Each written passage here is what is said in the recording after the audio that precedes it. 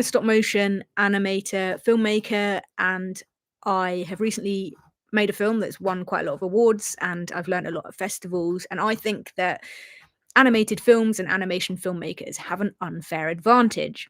So I'm going to explore that quickly and say why, and basically encourage you, if you're an animator, to make your own films, because I think there's a great opportunity here to get your work out there, to expand your network, and to find your voice and grow. I find short films are amazing for just telling these small, important stories that we all have within us that we want to share with the world. So, first of all, only about 5% of films, this is short films, that are made every year and sent into film festivals are animation. The other 95% are live action. These are narrative short films, some of them are documentaries, but essentially there's a disproportionate amount of live action films compared to animation. But the films that win multiple awards, like we're talking winning 20 plus awards and getting selected at 100 plus festivals, tend to be the animated ones. And so I thought, why is this? And I wanted to explore it. So, first of all, animated films tend to have a much longer time frame. You can create a live action film in a weekend, and a lot of people do. They have an idea and they just go out with their friends or their crew and they shoot it in like a couple of days. And maybe it will take them a month or so to finish with all of the post production and everything. Whereas animated films, that is very, very rarely the case. You're looking at 6 months and upwards, usually several years. And I think that that's the first thing that gives animated films an unfair advantage, because there is so much effort and thought to the details of the film that go into it, that it is just like this wonderful package of cleverness that often tells a story in a really creative, impactful, and beautiful way. And I think that that makes the animated films rise to the top. Animated films have another benefit as well, which is that they tend to be shorter. So live action films often will sit around the 15-minute mark. I've been to a lot of festivals where they're even above that. You're looking like 18, 20 minutes. And animated films, in the most part, are 5 minutes and less. And sometimes they can be really short. You can have amazing short animated films that are like only a minute. They do really well. And a reason for this is when programmers are selecting films to play at festivals, they have blocks of films, and they're usually an hour and a half each. They fill that with films. If your film is shorter, you've got a much better chance of getting programmed, because if your film's 3 minutes and they've got a little bit of time left, they can just squeeze it in there. And if you've made a film that's 15, 18 minutes, it's harder for them to program, because they could have put in 4 or 5 shorter films in the same space that you're taking up with your one film. So that's another unfair advantage that animation films tend to have, is that they are often on the shorter side. So, we are making programmers love us even more just by that in itself. But also, not every, most live action film festivals have an animation category. And so if you have an animated film, you'll send it to that category. But you're like in the minority again, and you're almost like the special little bubble of people that are super hyper creative, and everybody else is in awe, because all these live action filmmakers, they're super talented in their own way. But not many of them can do what animation creators can do. There's so much craft and skill that goes into the animation, and most of the time they're just like, I can't believe you made that. And so you're put on a pedestal in that respect as well, especially if you're a solo filmmaker and you've done a lot of it yourself. People are often in disbelief, and they just cannot get their head around the fact that you have spent 6 months, 3 years, 8 years maybe working on this film and staying with this story and getting it out there. So it's a beautiful thing to be able to make an animated film, and I want to encourage more people to do it, because They can do really well if you've got a really good story to tell and you package it in the right way and you think about all the details and you understand why you've chosen every single thing, why your character looks the way they do, why you've set it in the location you have. You can really make an impact. And it might not be about winning awards. I know I'm saying that a lot of animation films do tend to go that way and they perform really well on the award side. But there are so many other benefits to putting your film into festivals, which can be expanding your network and finding other people to collaborate with. On my new film, I found my composer at a festival. There's loads of amazing stuff that happens. I've made some notes. I might have forgotten something I was going to say, so I'm just going to quickly have a look at that. Yeah, so the other thing is it sort of goes back to the length of the film and the fact that animation films are shorter. A really big thing that I have found from going to festivals and speaking to programmers, often the tightness of the edit is what separates a good film from a less good film. Or one that they're going to program over one that they're not going to program, because all films are good in their own way. But any wasted second, any dead air, essentially, that happens within a film, so something that's just filling space but not really moving the story forwards, is going to make the selection screener or the programmer think, I'm not sure about that film. They sort of tap out and they're looking for tightness of edit and essentially that you have been very, very critical with your work and not just kept something in there because you loved it, but only kept it in because it actually works for the story. And with animation, so much effort and planning goes into making sure that you're only putting in what is essential and what does move your story forward. Whereas with live action, no disrespect to them because they're amazing too, but often they will overshoot. They have loads of footage and they can make films that are a little bit more beefed out when they don't need to be. And they've added and kept in shots that could quite easily be edited out and make the film a little bit tighter and a little bit more efficient in the storytelling. So another unfair advantage that animation films have is the fact that we often plan meticulously and we make sure that everything is there for a reason. We also often put loads of layers of detail into our films. Everything's thought through. There's not something there for no reason.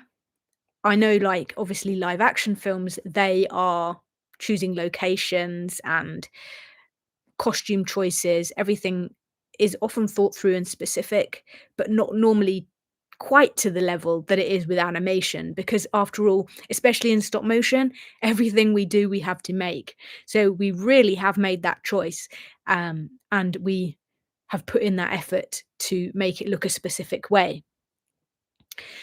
But yeah, animation films tend to outperform live action films. And another way of looking at it is that an animated film that has taken a filmmaker or a team of people maybe 3 years to create, it almost is like 6 or 7 short live action films rolled into one in terms of the value that it presents, because it's kind of more effort concentrated into a smaller packet.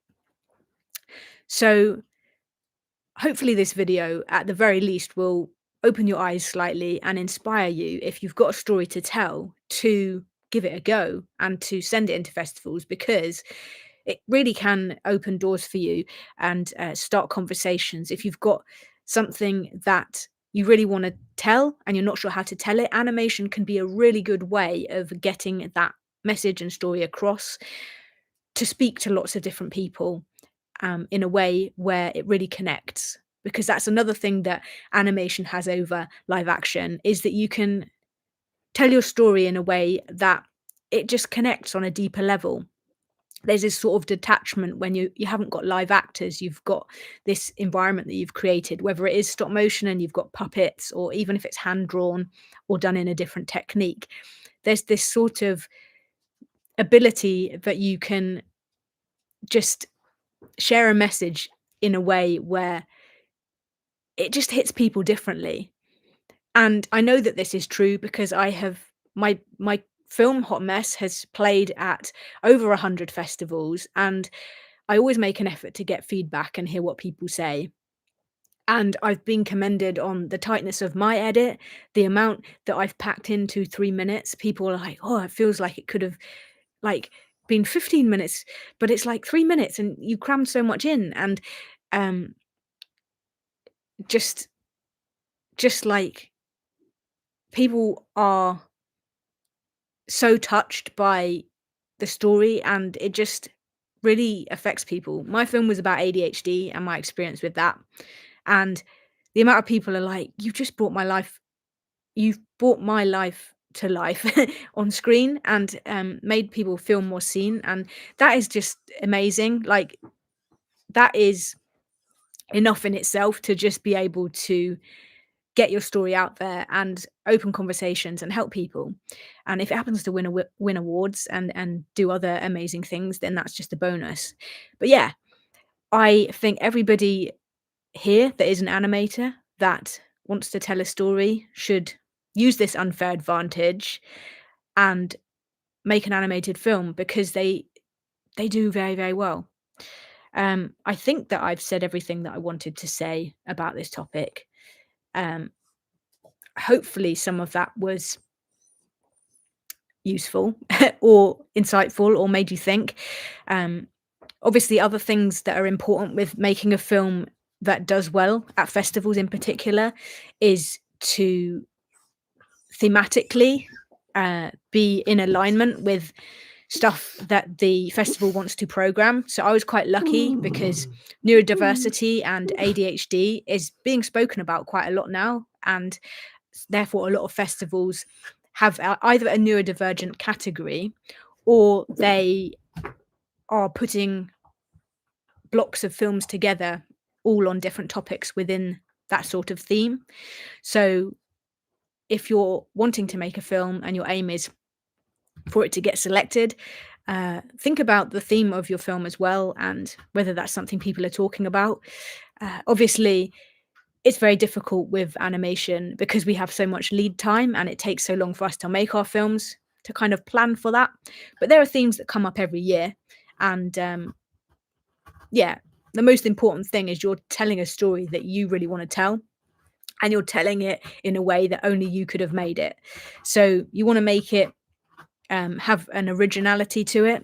This is a story that's told from your voice and is unique to you, because the more specific that you make something, the more it connects with people, which actually goes against what you might think. You might think that having something more generic would actually do better, but actually the more specific you make your film, the better that connects with people.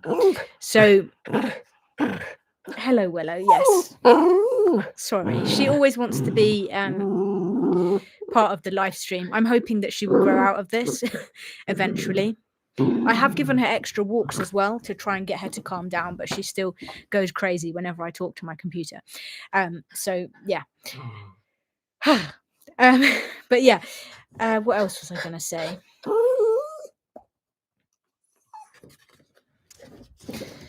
I spent way too long thinking about making short films and not actually doing it, because it's very easy to overthink things and to not think that you've got a very good idea. But most of the time, we've all got something really great within us. Someone said to me recently as well, if you're stuck, if you're someone like me that's got lots of ideas, you know, there's 10 films you could make because you want to make a film about this topic and that topic and this thing that happened. If you had been hit by a truck and you were lying in the gutter and you could literally only tell one story, you had only enough life left in you to just tell one story to the world, what would that story be? What would that story be that just meant so much to you that you just had to get it out of your system and into the world? that can be a way of helping you to identify what film out of all your ideas is the one that you should make. But essentially, we we need to make more films. I want there to be more animation films being made and being out there. And if you've got less experience, don't think that that makes you less qualified. Anybody can make a short film, and there are lots of free festivals, so it doesn't have to be expensive either. But I think it's really good to make something, to finish it, to put it out there, and just to see the reaction and how it is received. It's been a really incredible experience for me, and I'm super passionate about sharing that now. If you want accountability and support, I do have this community on Skool, which it's free to join, and you can post stuff about your project and what it is that you're doing, and I can jump in and give my thoughts, and you can ask me questions, and other people in the community can help as well. Because I do think when you're making a film, and especially if it is stop motion animation, it can be really lonely. It takes a long time. You're often just in your bedroom or your garage or your shed, and the thing that is really important is the people around you and being able to bounce off other people, and to when you're having a low day and things feel impossible and your puppet keeps falling over and things keep breaking, to just have somebody there who says, "Oh, I get it. You know, you spent like 3 weeks moving something an inch across your set," and they're just like, "I understand." And you're in it together, and it just makes things a whole lot easier. Uh, when I made my film at Aardman, it was the people around me that made it the best experience ever. And it was there were times where there were tears. I had awful times with silicone. Um, it's a very precise thing to get right, and it didn't go right for me for quite a long time. And everything that could have gone wrong went wrong. But eventually, I got there and I persevered. So yeah, if there's something within you that you want to share with the world, do it. Because as animators, we do have an unfair advantage. I think that if you have a good story to tell, it will do well. And that is what I've learned from the festival circuit. Yeah, it takes us longer to make films, but when we do make a film and we finish it, it can have a really big impact. So yeah, I hope that that's inspired anybody here watching.